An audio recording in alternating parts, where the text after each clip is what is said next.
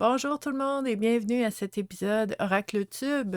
Donc, si vous êtes ici sur la communauté Vivre à coup de cœur, c'est parce que vous aimez tout ce qui touche au bien-être, à la santé mentale et au cheminement personnel. Mon nom, c'est Stéphanie et puis moi, je suis intervenante psychosociale depuis 28 ans maintenant. J'accompagne les gens dans leur cheminement personnel et en fait, tous les jours de l'année, je vous partage différents exercices, des informations, des réflexions.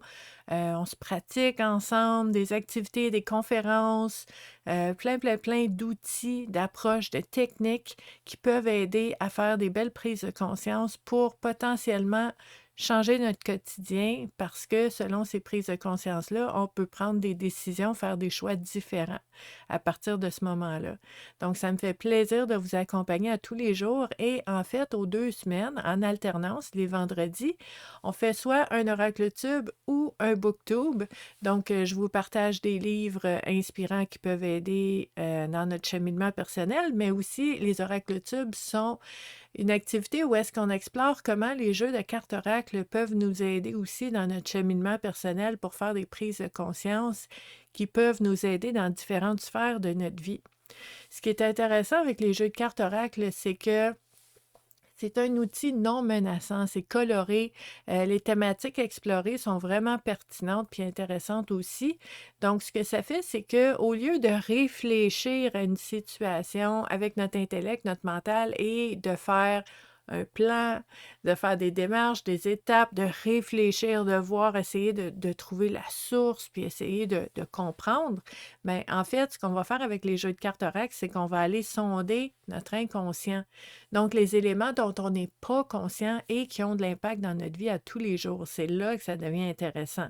Parce que le jeu de cartes, on brasse des cartes, on sort des cartes, on découvre la thématique qui est ressortie, on explore qu'est-ce qui émerge pour nous, et là, on peut trouver des réponses auxquelles on n'aurait pas pensé intellectuellement parce qu'on n'avait pas les données avant de faire la prise de conscience.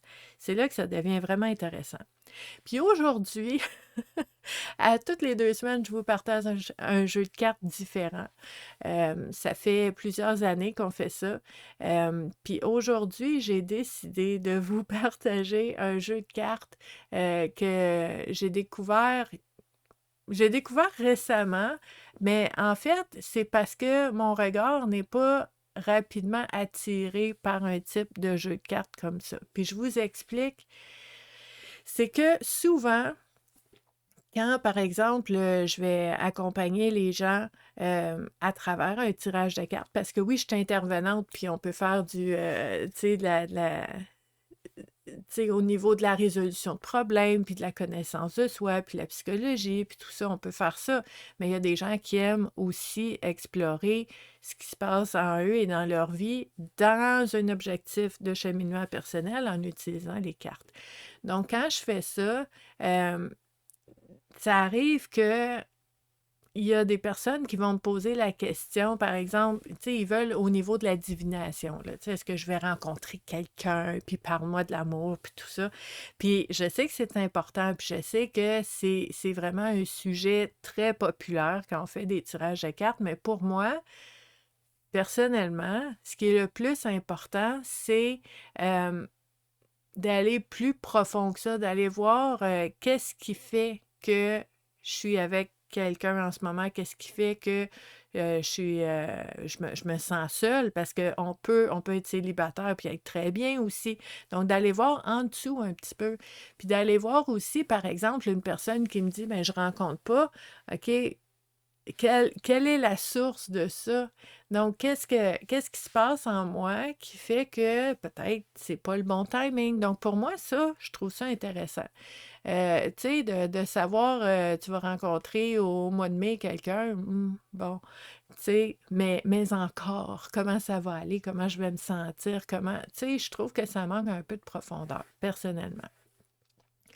Donc, quand j'ai vu ce jeu de cartes-là de Isabelle Serre, que j'aime beaucoup ces jeux de cartes, c'est un jeu de cartes qui parle de relations, qui parle d'amour, mais puis ça m'a vraiment, ça, j'aime ça. OK? Donc, un jeu de cartes qui parle de relations et d'amour, mais qui parle de shadow work aussi. Donc, le côté ombre. Qu'est-ce qu'on a à explorer au niveau de nos relations, au niveau de l'amour, qui peut nous aider à voir les choses autrement, à mieux se comprendre, à mieux comprendre nos relations. Donc, aujourd'hui, on va regarder l'oracle des relations karmiques. Un gros boîtier. J'aime vraiment ça.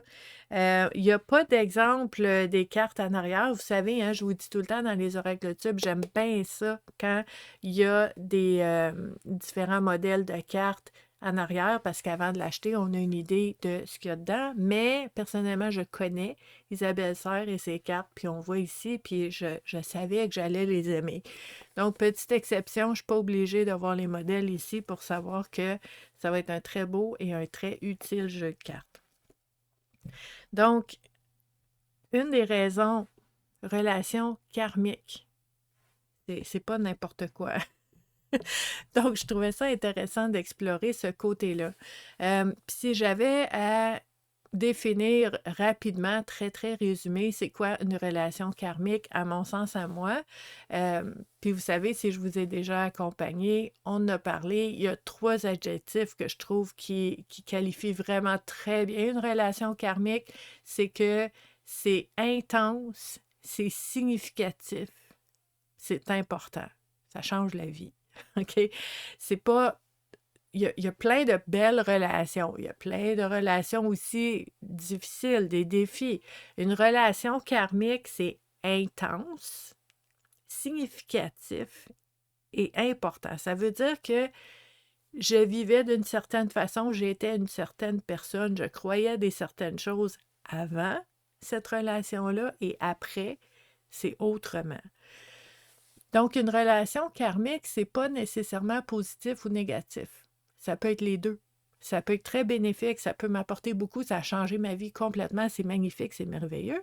Ou ça peut être vraiment, vraiment éprouvant, très difficile et la relation leçon qu'on appelle. Donc, c'est pas que c'est bon ou c'est mauvais, mais c'est intense, significatif et important. C'est ma façon de la décrire.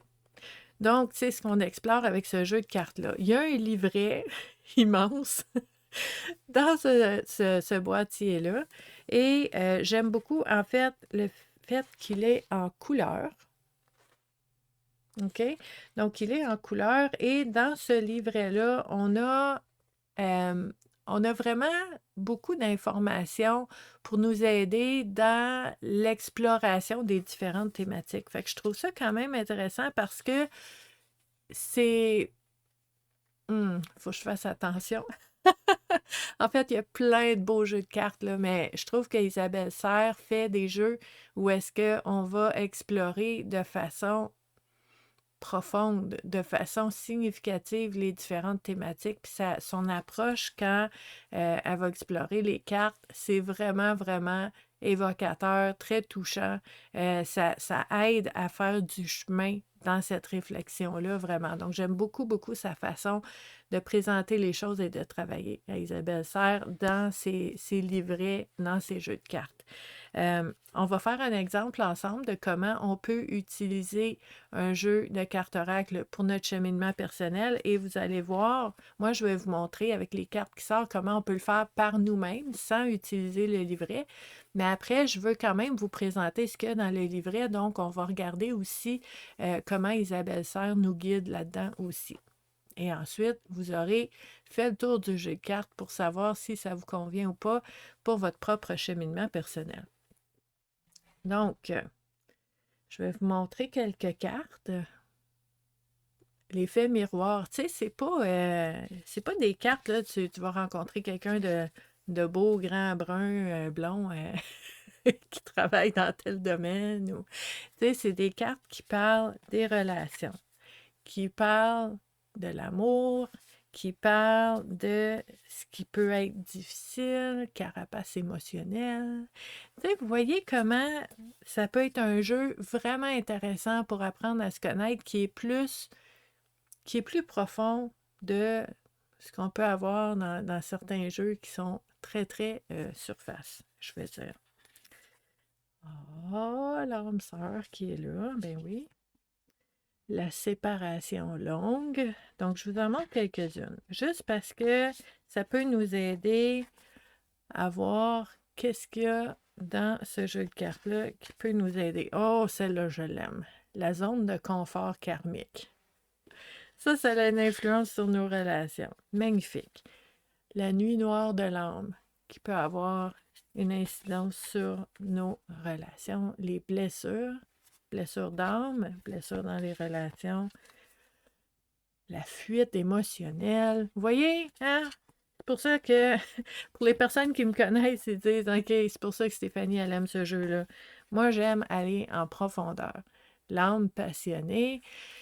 J'aime regarder autant le côté ombre que le côté lumineux. Donc, avec ce jeu de cartes-là, on est très bien servi. Donc, ce qu'on va faire, je vais vous montrer comment on fait pour un cheminement personnel d'utiliser un jeu de cartes. Oui, vous pourriez l'utiliser dans un objectif divinatoire, c'est sûr, sauf que moi, je vous montre comment on peut l'utiliser pour faire des prises de conscience, pour mieux se comprendre maintenant, pour mieux comprendre nos relations. Donc, on va brasser les cartes en ayant l'intention que les cartes qui vont ressortir soient porteuses de réflexion et de prise de conscience qui soient vraiment importantes. Importantes, là. On veut que ce soit concret et que ça change quelque chose, là. Donc, des prises de conscience importantes, intéressantes et qui vont vraiment avoir de l'impact dans notre vie. Donc, j'en sors 3. Je ne sais pas si on va avoir le temps d'explorer les 3, mais on va voir ensemble ce que ça dit. OK. Première carte qui est sortie, la carte numéro 8, qui est relation toxique. Relation toxique. OK. Donc, avant même de sortir le livret, ce qu'on pourrait faire avec une carte comme ça, c'est explorer, juste laisser émerger, de dire, OK, quand je pense à des relations toxiques, qu'est-ce qui vient en tête? Puis là, si vous voyez des visages, puis vous voyez des souvenirs, bien, ça, c'est des indices pour dire que peut-être que ça, c'était pas ou ce n'est pas maintenant ce qui est le plus sain, le plus bénéfique, puis le plus approprié pour moi maintenant. Puis, tu sais, quand on fait un tirage de cartes comme ça, c'est pour voir plus clair. C'est pas de partir comme un guerrier, puis d'aller claquer des portes, puis bulldozer à travers nos relations, puis dire « j'ai vu quelque chose, c'est fini ». Pas nécessairement, pas maintenant. On se dépose avec la prise de conscience. Quand j'ai exploré la thématique des relations toxiques, j'ai pensé à cette personne-là. Ça se peut qu'il y ait des émotions. Je suis déçue, je ne comprends pas pourquoi j'ai pensé à cette personne-là. Un réflexe de vouloir repousser, ignorer.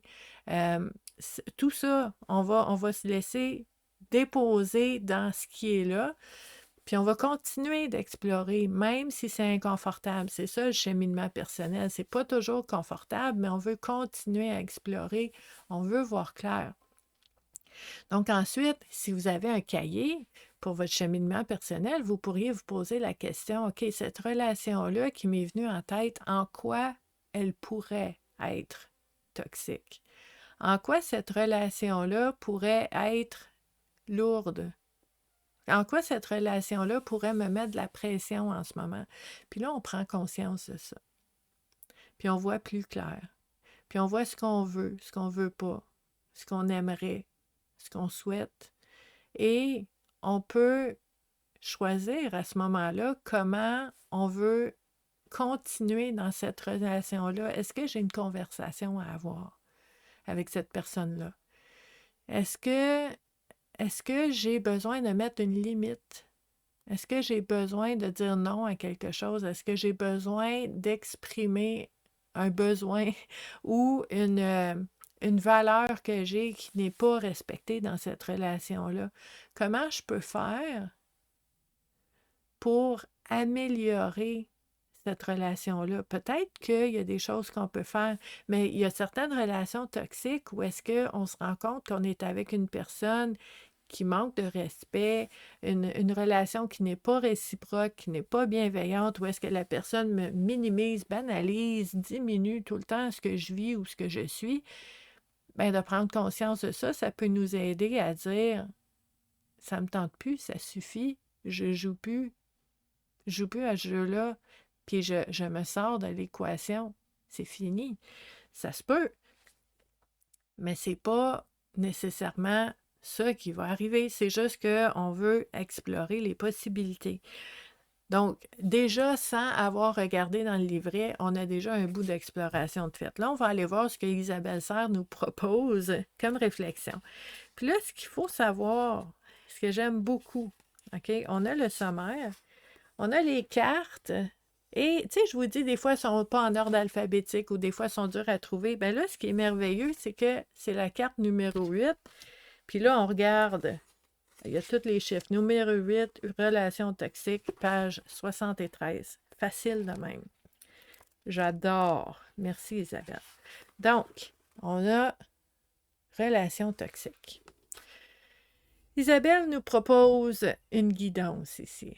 Vous êtes deux âmes qui avez un long passé karmique, c'est-à-dire que vous avez déjà eu de nombreuses vies ensemble. Cependant, avec votre libre arbitre, votre relation est devenue toxique au fur et à mesure de vos vies.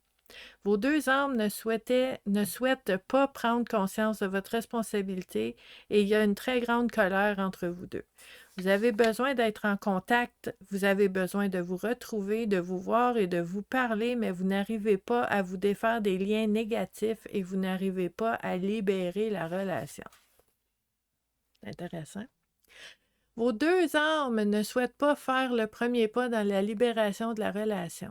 Cela crée une relation toxique. Ce n'est pas une fatalité car vous avez toutes les deux votre libre arbitre. Le but est de comprendre l'enseignement de ce lien toxique et de voir s'il se projette sur tes autres relations. Le but est aussi de libérer ce même lien pour être dans une énergie de nouveau départ. C'est une relation qui peut repartir sur de nouvelles bases et qui peut stagner dans la toxicité ou qui peut s'arrêter. C'est vous deux qui décidez du devenir de la relation. C'est une relation qui peut être perturbante à vivre, mais qui est très importante pour que tu puisses être dans un nouveau relationnel avec toi et avec les autres. Ensuite, on a un autre onglet qui est « Amour de soi ». Donc, encore avec la relation toxique, quand on parle d'amour de soi, quand tu parles de relations toxiques, tu peux rejeter la faute sur l'autre.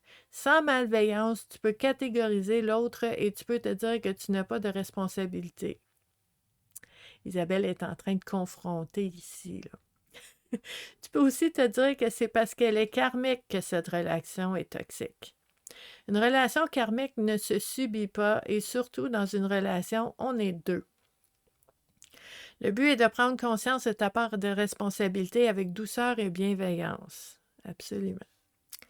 Le but est de comprendre pourquoi cette relation est présente et comment elle est devenue toxique. Tu peux créer des relations toxiques pour différentes raisons. Je t'invite vraiment à aller à la rencontre de toi-même pour comprendre ton énergie relationnelle. Les personnes toxiques n'existent pas. Chaque personne donne le maximum d'elle-même avec les moyens qu'elle a. Ce sont les relations qui sont toxiques et non les personnes. J'y reviendrai. Tu peux créer des relations merveilleuses avec certaines personnes et des relations toxiques avec d'autres. Tout dépend des énergies qui sont partagées et qui sont mises en miroir. Quand tu vis une relation toxique, prends le temps de comprendre ce qu'elle t'apprend sur toi et utilise cette relation pour te connecter à ta partie sombre, à tes peurs, à tes mémoires bloquantes, en tant qu'alerte, pour être dans une découverte positive de ton âme et de ton être. Un autre onglet pour la carte relation toxique, l'éveil de soi. Pour comprendre l'enseignement karmique de cette relation toxique, je t'invite à t'installer dans un endroit calme, prends une feuille et un stylo, respire profondément. Ferme les yeux et pense à cette relation ou à une autre relation toxique qui t'a marqué. Visualise cette relation et dessine ce qu'elle t'inspire. Sans contrôle et avec la plus grande sincérité possible, laisse venir à toi tes ressentis sous forme d'un dessin. Regarde-le ensuite. Qu'est-ce que ça t'inspire? Quelles sont les émotions que ça éveille en toi? Quels sont les enseignements positifs de ces relations toxiques? Sur l'autre côté de la feuille, dessine ce que représente pour toi la relation positive, la relation saine et sereine. Regarde le dessin. Qu'est-ce que ça t'inspire? Quelles sont les émotions que cela éveille en toi? Comment peux-tu créer cette relation? Tu peux déposer ce dessin dans un endroit où tu peux le voir régulièrement. Tu peux refaire cet exercice dès que tu en ressens le besoin. OK. Donc ça, c'était... Il y a quand même beaucoup d'infos pour chacune des cartes par rapport aux relations toxiques. Je veux juste revenir sur quelque chose qui a été nommé dans la proposition de réflexion d'Isabelle Serres. Elle disait que les relations sont toxiques, les personnes ne sont pas toxiques. Attention. Tu sais, moi, ça fait plusieurs années que je suis intervenante psychosociale. Je sais qu'au niveau des personnes, tu sais, il y a les sociopathes, il y a de l'anti... tu sais, les personnes qui sont antisociales, ça ne veut pas dire qu'on n'aime pas les gens, ça veut dire qu'ils ne peuvent pas vivre en société. Il y a des personnes, tu sais, on parle de pervers narcissiques, de différentes choses comme ça. Oui, ça va amener dans des relations toxiques, mais c'est des personnes, il existe des personnes qui sont malveillantes parce qu'ils ont des blessures, parce qu'ils ont vécu des choses, parce que ça s'explique. Mais à la base, dans le quotidien, l'impact, c'est qu'il y a des personnes malveillantes, il y a des personnes qui font mal au monde, il y a des personnes qui aiment la souffrance des gens. Ça existe, ça. Donc, je veux juste faire un petit bémol parce que si vous êtes dans une relation toxique où est-ce qu'il y a de l'abus, de la négligence, de la violence, c'est pas, tu sais, c'est pas la relation, c'est aussi la personne qui fait ça.